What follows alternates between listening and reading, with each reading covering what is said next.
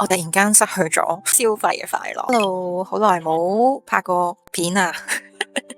今日拍片係因為我發現我突然間失去咗消費嘅快樂。因為我以前好中意行12蚊店啊、雜貨鋪啊，我最近發現明明行嘅地方一樣，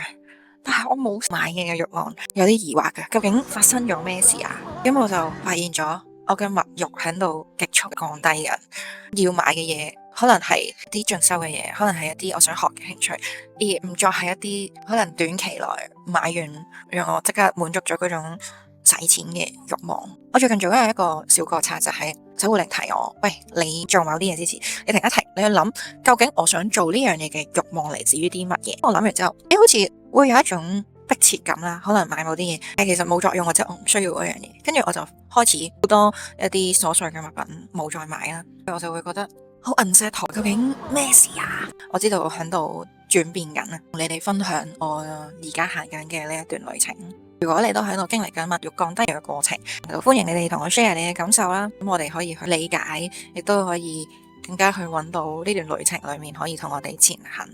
嘅同行者。大家旅途愉快。